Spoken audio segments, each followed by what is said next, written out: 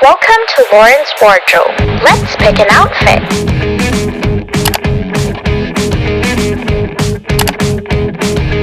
Love it. OMG, love it. Oh no, mismatch. OMG, love it. Mismatch. Let's start the haul. Hello guys! Welcome back to my channel, and as you can see from the title, today's video is a SHEIN haul. Pero kung nagtataka kayo, sino ako at ano ba itong channel na to? Hello, ako po si Loren, at sa channel na to, mahilig kami sa fashion, beauty, travel, and anything artsy related. Kaya kung mahilig din kayo sa mga bagay na yan, then you may want to subscribe down below because I try to upload 1 to 2 videos every week. Grabe guys, ang init sa Pilipinas. Alam mo yung walang social distancing ang Pilipinas tsaka yung araw. Char. Pero anyway, ayun na nga ba guys. This is a SHEIN haul, but before we get into the haul, pasensya na, may isa lang akong napaka-quick announcement, which is the fact that meron tayong ongoing giveaway which I announced in my last video. I will link it below or up in the cards para if you want to check that out, you can. But basically, I'm giving away a bag, a cropped jacket, at saka dress jumper. So if you want to win all those things, I will link again that video down below para makasali kayo. Announcement will be May 21. So if hindi pa May 21 at pinapanood nyo to, feel free to join. Pero anyway, napakahaba na nung intro na yun guys. Let's go to the haul. So kung hindi nyo pala guys nalalaman, ang SHEIN ay isang clothing app. Actually, meron din silang accessories and home decor, pero it's really mostly clothing. And before you come at me, SHEIN talaga yung pronunciation niya guys, kasi according to my research, dati ang pangalan ng SHEIN ay She Inside, as in She Inside. And then, pinaikli na lang nila to SHEIN. And also, may nakita akong tweet from their official Twitter account that says it's pronounced as SHEIN. So the reason why I like shopping sa SHEIN, which by the way, hindi pala to sponsored, is because I'm a very chubby girl. I think I always say that in all my videos, and it's really hard for me maghanap ng mga sizes ko ng curvy girl. Kasi sa totoo lang guys, hindi madali mag-shopping sa Shopee or sa Lazada kapag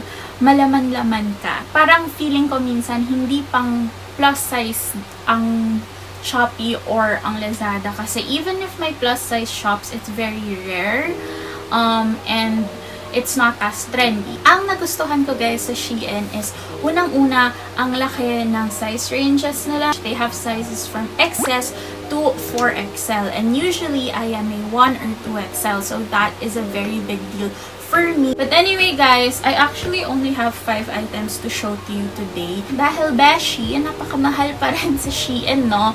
Or at least wala akong budget mamili ng isang bagsakan sa SHEIN. Unahin na natin to guys kasi ang init niya, and alam niyo naman, summer season. So, it is this jacket right here. Obviously, as always, I will provide yung when worn videos niya, but I was so excited. This is the first purchase I ever made on the SHEIN app.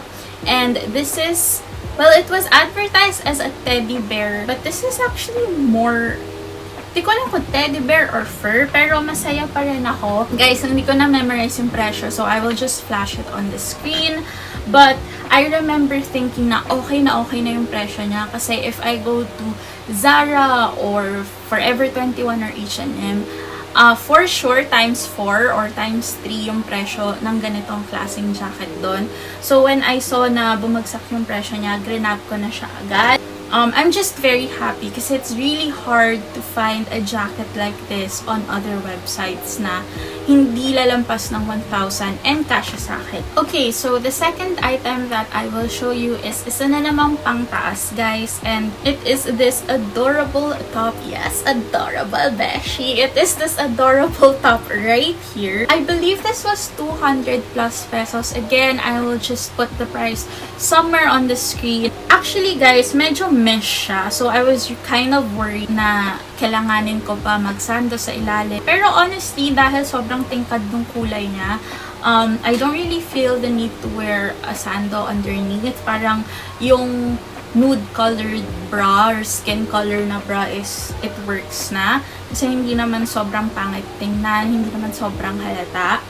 Ang kagandahan dito, usually kasi ang mga mesh top, since chubby-chubbyhan ng ate girl nyo, masikip siya sa akin. But this one, hindi. As in, sobrang komportable niya at mag-tumbling pa ako, carry boom boom, kasi, yeah, kasya siya sa akin. Okay guys, now let's move on to the pants. And to be honest, you've actually seen two of the pants in this video already. But I will show them to you pa rin because I love it so much. The first pair of pants that I will show you are these pants, or is this pair of pants, which is this zebra pants. Oh my goodness gracious! Sinasabi ko sa inyo, besh. Alam nyo ba gaano kahirap maghanap ng ganitong kausong pants sa size ko? I have a waistline of 34 and napakahirap maghanap ng ganito na hindi ako mamumulubi. This one was, I think, 600 or 500 peso. Again, I'll put it somewhere on the screen. But, diba, pwede na. Kasi, again, kung hinanap ko to sa Forever 21 or H&M, nako, libo-libo na to. So, not bad, diba? I've worn this before on my Yes Style video. I paired it with this green parang cardigan jacket. I really like pairing zebra print with green. I don't know why. But dahil mainit yung panahon ngayon, if kunwari pwede ako lumabas, I would just pair it with, I have this green top. I would most likely pair that with this because I don't know why. Again, I feel like maganda ang green with this pants. Yung ilalim din pala niya, guys, it's like flared, which uso again. So, tuwa talaga ako sa pants na to. Sa totoo lang, nakaka-intimidate magsuot ng ganito sa probinsya kasi baka pag tininan ako, but at the same time, bakit? Why not, diba? You only live once. Fashion sense mo yun, uso naman, ano ba namang pake nila, kung wala ka namang hinaharm, go rebels lang yan, beshi. So, yeah, I'm very happy with this pair of pants. By the way, it's thick like hindi siya yung pipitsugan na material. It's a very good material. I really, really love these pants, guys. As in, I'm so obsessed with these pants. Okay, moving on to our next pair of pants. I have been very obsessed, guys, lately with the color lilac or lavender. Parang kahit anong lilac or lavender na ata na makita ko, nilalagay ko siya sa cart ko. But what I really wanted to buy was a pair of lilac or lavender pants. And finally, I found one in SHEIN, which is right here. Pero guys, may quick story na nakakatawa ko dito.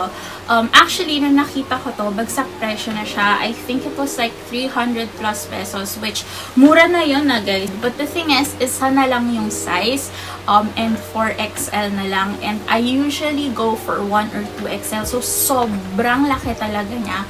Pero dahil ang mura niya, pinili ko pa rin siya, guys, and tinahi ko na lang siya. I'm just so happy that I found my own pair of lilac lavender pants. I've been looking for this for so long. Dahil, syempre, iba pa rin yung tahi niya dahil pang 4XL talaga siya. Medyo mukha siyang super duper wide leg pants sa akin.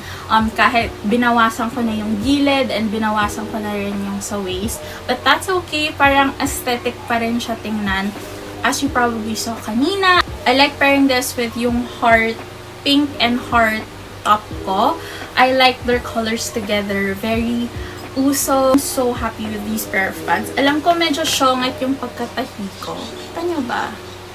Liwanag kasi na ilaw eh. Pero yun. Medyo syongat yung ginawa kong pagtahi. Pero carry bells na kasi sobrang mura niya for 300 plus, I think, pesos. Nakuha ko siya. Grabe guys. As in, feeling ko naka-bonus ako doon, naka-jackpot ako doon. So, very happy with this pair of pants.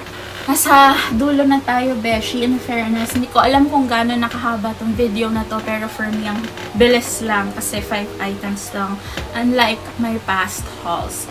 The last item I will show you is another animal print na pants. Pero ito, to be honest, sa lahat sa kanila, dito ako medyo na-disappoint. Kita ko naman sa picture yung itsura, pero it's not how I imagined. And it's this pair of pants right here.